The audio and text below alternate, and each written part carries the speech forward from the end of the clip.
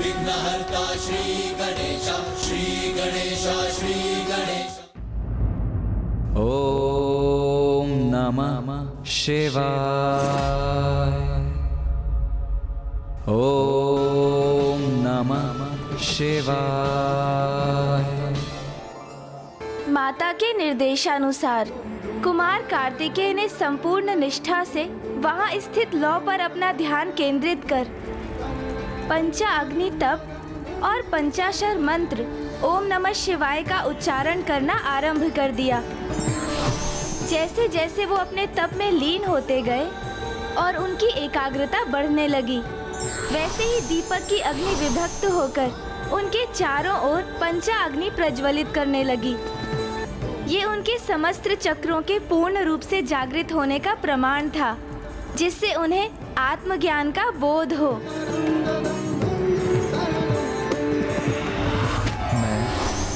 मैं परम ब्रह्म हूँ, परम ब्रह्म।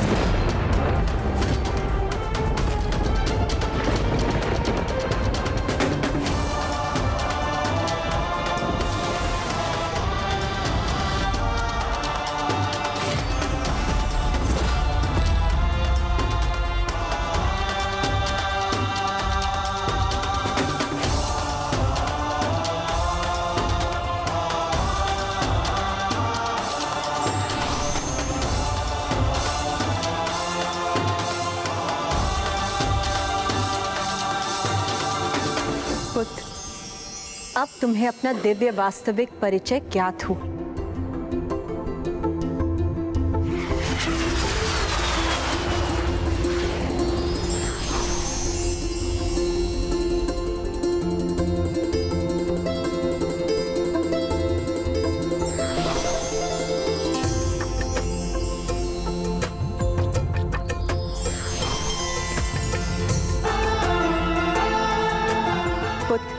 तुमने पंचाग्नि तप को सफलता से संपन्न किया और तुम्हारे समस्त चक्रों के जागृत होने से तुम मेरे एवं अन्य सभी की शक्तियां स्वीकार करने में समर्थ हो।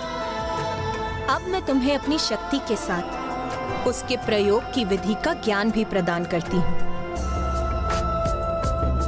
धन्यवाद माता। कुमार कार्तिकेय, मैं आपको अपना वज्र प्रदान करता हूं।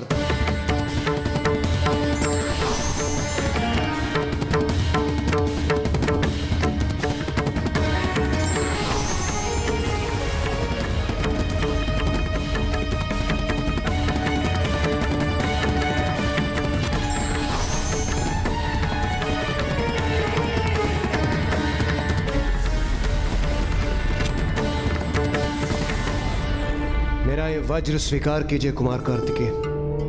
आप जब भी इसका आवाहन करेंगे, यह आपके समक्ष प्रस्तुत हो जाएगा। मैं आपका वज्र स्वीकार करता हूं देवराज।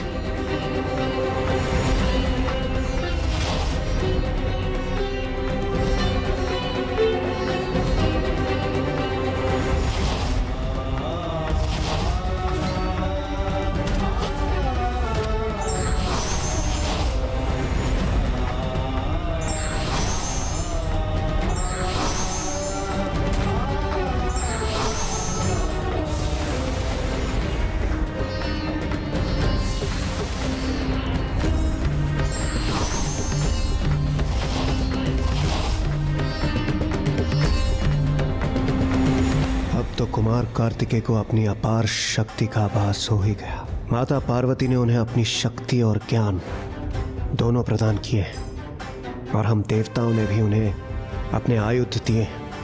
तो अब तो वो तारकासुर से युद्ध करने के लिए सर्वथा तैयार हैं।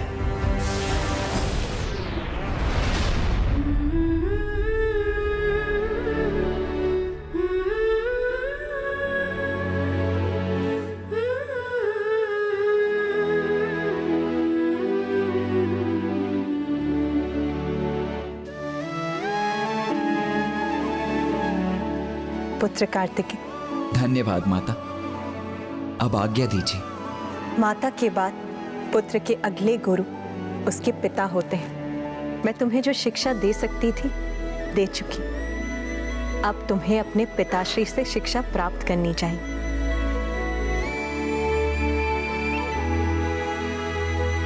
तो क्या कुमार कार्तिकेय अभी भी युद्ध के लिए नहीं जाएंगे?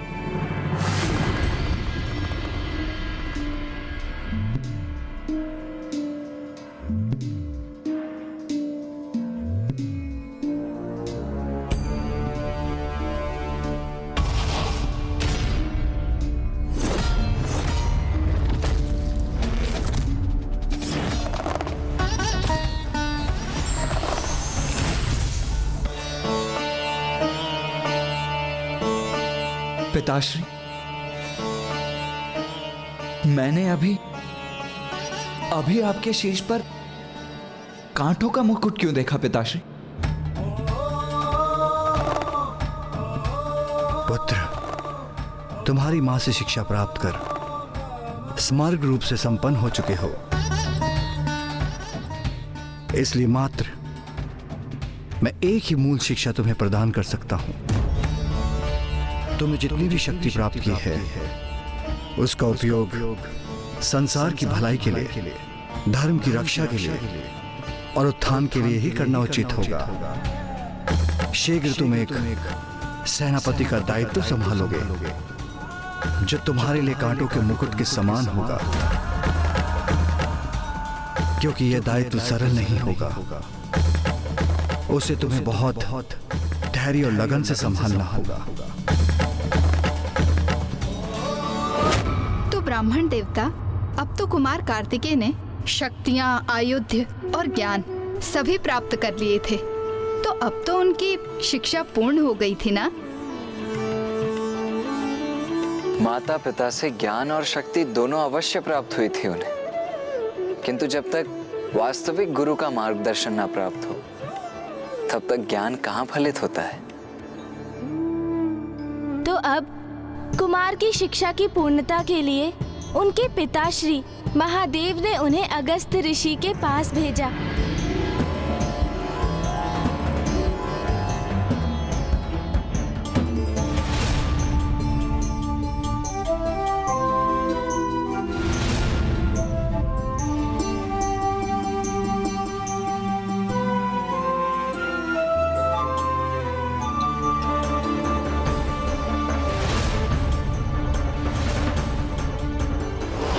ऋषि जहाँ तपोबल के धनी है, वहीं वो युद्ध कला के भी महान ज्ञाता हैं।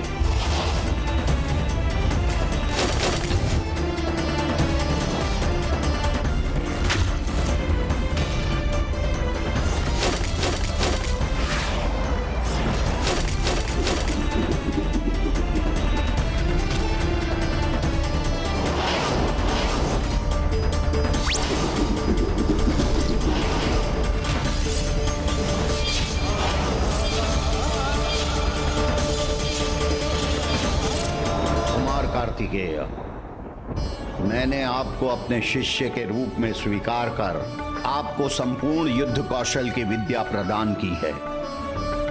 अब आप पूर्ण रूप से प्रशिक्षित हो चुके हैं, अतः आप यहां से प्रस्थान करने के लिए मुक्त हैं।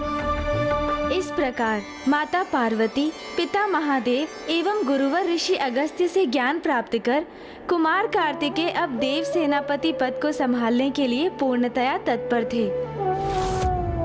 महादेव पुत्र पार्वती नंदन कुमार कार्तिकेय के देव सेनापति पद पर स्थापित होने हेतु उनके अभिषेक का शुभारंभ हो।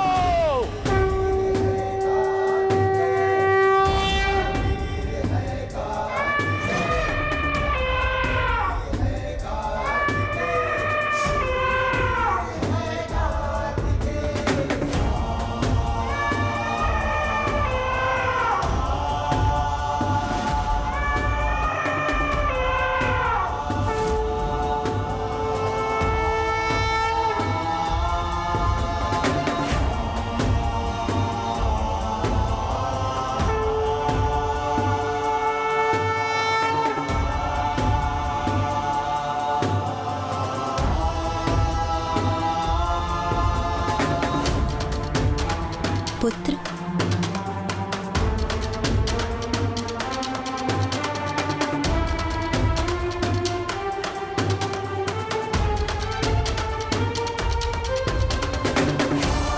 सेनापति कुमार कार्तिकेय की, देव सेनापति कुमार कार्तिकेय की, देव सेनापति कुमार कार्तिकेय की, देव सेनापति कुमार कार्तिकेय की, देव सेनापति कुमार कार्तिकेय की। सप्त सिंधुओं और समस्त नदियों के पावन जल से हम कुमार कार्तिकेय का अभिषेक आरंभ करते हैं।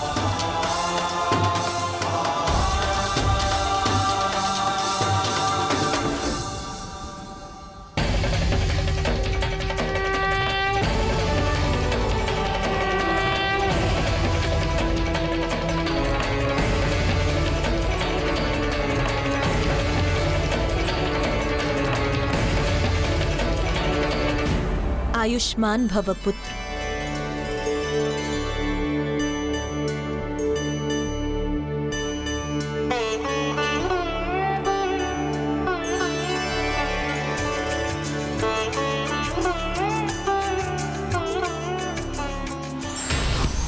पुत्र, ये मेरे द्वारा प्रदान किया दिव्यास्त्र है, जो तुम्हारे आह्वान करते ही तुम्हारे समक्ष प्रस्तुत हो जाएगा।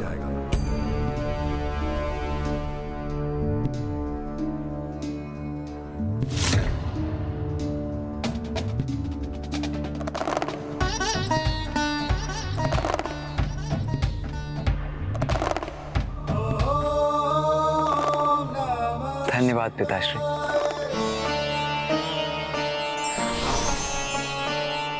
पुत्र, जिसमें मेरी समस्त शक्ति समाहित है, मेरी शक्ति का प्रतीक मेरा दंड सदा तुम्हारे साथ रहेगा, और इस प्रकार मैं भी सदा तुम्हारे साथ बनी रहूंगी।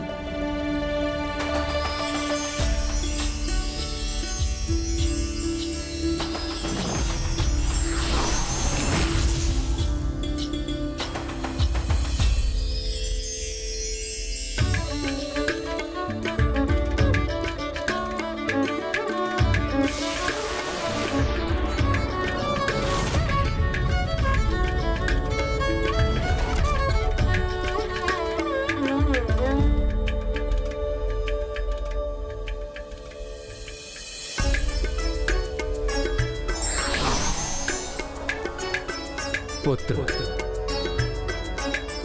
मैं योद्धा तो नहीं, इसलिए तुम्हें कोई आयुध तो प्रदान नहीं कर सकता, किंतु तुम्हारे लिए एक संपूर्ण सेना अवश्य प्रदान कर सकता हूं।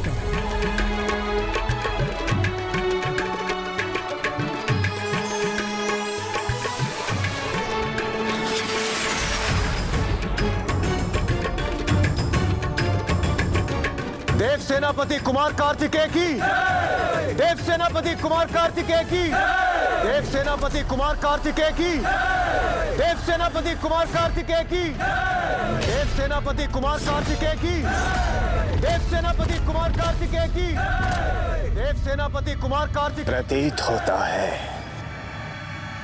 कुमार कार्तिकेय अब सेनापति पद पर स्थापित हो ही गए हैं। मैं तुम्हारी प्रतीक्षा कर रहा हूं कुमार,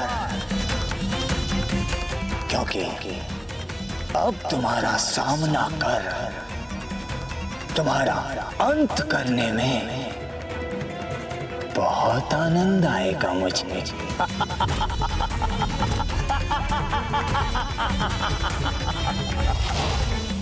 और इस प्रकार महादेव पुत्र पार्वती नंदन कुमार कार्तिकेय देव सेनापति पद पर स्थापित हुए। उनके लिए तो तारकासुर का वध करना बालकों की क्रीड़ा के समान सरल रहा होगा ना?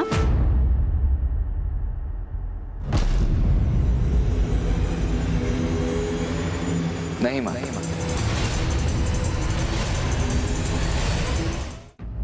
तारकासुर अत्यंत शक्तिशाली त्रिलोक विजेता था। उस असुर का अंत करना इतना सरल नहीं था।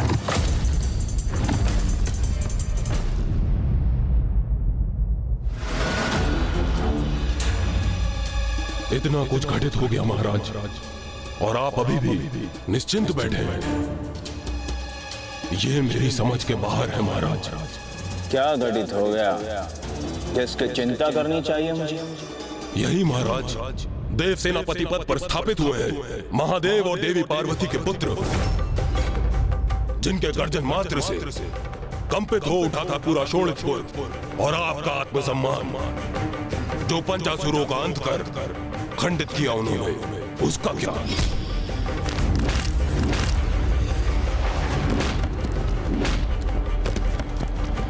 इतना ही नहीं महाराज, उनमें से एक को तो अपना वाहन भी बना लिया उन्होंने। मेरी विनती सुनिए महाराज, अभी भी समय है, सावधान हो जाइए, क्योंकि अब वो अवश्य ही यहाँ पर आक्रमण करने की तैयारी कर रहे होंगे।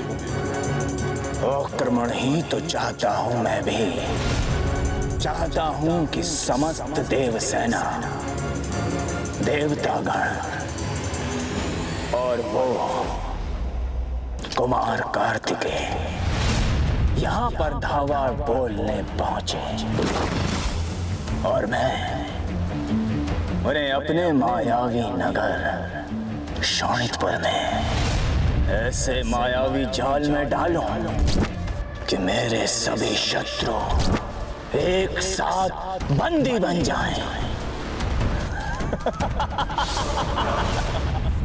एक और जहां तारकासुर युद्ध का आरंभ चाहता था, जिससे देव सेनापति कुमार कार्तिकेय एवं समस्त देवता उसकी नगरी शोणितपुर में आने के लिए विवश हो जाएं, किंतु वहीं दूसरी ओर देव सभा गहन विचार में लीन थी। गहन विचार? युद्ध के लिए अपनी रणनीति तैयार करने हेतु? नहीं माता, युद्ध नहीं। मेरे विचार से अब हमें तनिक भी विलंब किए बिना ताड़कासुर पर आक्रमण करना चाहिए। देव सेनापति, देवराज इंद्र तो अतिशीघ्र युद्ध चाहते हैं। अब निर्णय आपको लेना है कि इस विषय में आपका क्या विचार है।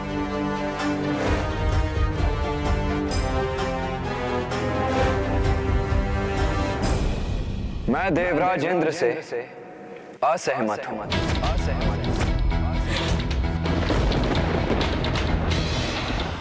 धृष्टता क्षमा करें देवराज, किंतु युद्ध कोई बाल्य क्रीड़ा नहीं। युद्ध में विजय चाहे किसी की भी हो, किंतु उसका परिणाम सदैव भयंकर जनसंहार ही होता है। प्रत्येक युद्ध के पीछे किसी राजा का अहंकार एवं हठ होता है। एक के हठ के कारण अनेकों सैनिकों का विनाश सर्वथा अनुचित है। इसीलिए जब न्याय और धर्म की सत्ता स्थापित करने का कोई और मार्ग शेष न रहे, तभी एक अंतिम उपाय के रूप में युद्ध किया जाना चाहिए। मेरे विचार से हमें युद्ध के पूर्व एक दूत के माध्यम से ताड़कासुर को शांति का प्रस्ताव भेजना चाहिए। हमें एक ऐसा दूत भेजना होगा जो शांत और सौम्य व्यक्तित्व का स्वामी है, जिसे देखकर ताड़कासुर आशंकित न हो उठे। इसके लिए तो सर्वथा उपयुक्त होंगे गंधर्व राजकुमार हंसराज। प्रणाम त्रिदेव। मेरे और मेरे समस्त गंधर्व समाज के लिए यह परम सौभाग्य की बात होगी कि मैं आपका दूत बनूं। देव सेनापति कुमार कार्तिकेय,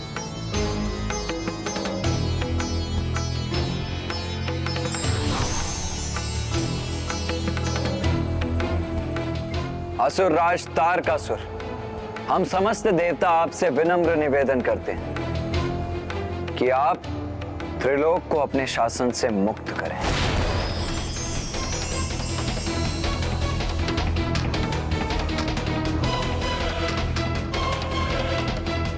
हमारा ये प्रस्ताव है कि शोणितपुर आपके अधीन रहेगा, किंतु आप देवताओं के किसी कार्य में, यज्ञ आदि में कोई बाधा नहीं डालेंगे। स्वर्ग पर पुनः देवराज इंद्र का स्वतंत्र अधिकार स्थापित होगा। वह आपके अधीन नहीं रहेंगे। स्वर्ग आपके सेना नायकों से रिक्त होगा। समस्त देवताओं को पुनः अपने लोकों का स्वामित्व प्राप्त होगा। यदि आप ये स्वीकार करेंगे तो आपको अभयदान देंगे देव सेनापति कुमार कार्तिकेय, अथवा फिर युद्ध ही अंतिम समाधान होगा। असुरराज तारकासुर, मैं आपकी ओर से देव सेनापति कुमार कार्तिकेय के लिए क्या सूचना लेके जाऊं?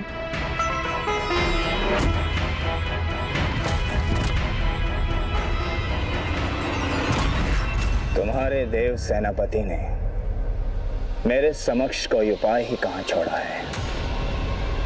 उचित है तो जाओ और जाकर कह दो अपने देव सेनापति से कि हमारे पास भी उनके लिए एक संदेश है।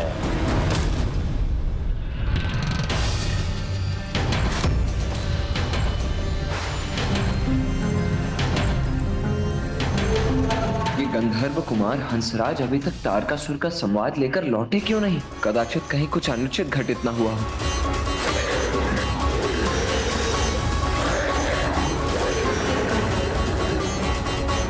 ये तो कोई असुरी पक्षी प्रतीत होता है।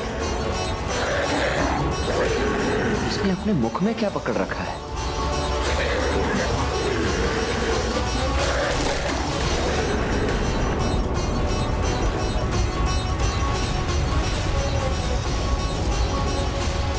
इस असुर पक्षी द्वारा गिराई गई पोटली में भला क्या हो सकता है? अपार शक्ति और पद प्राप्त होने पर अपार दायित्व निभाने पड़ते हैं।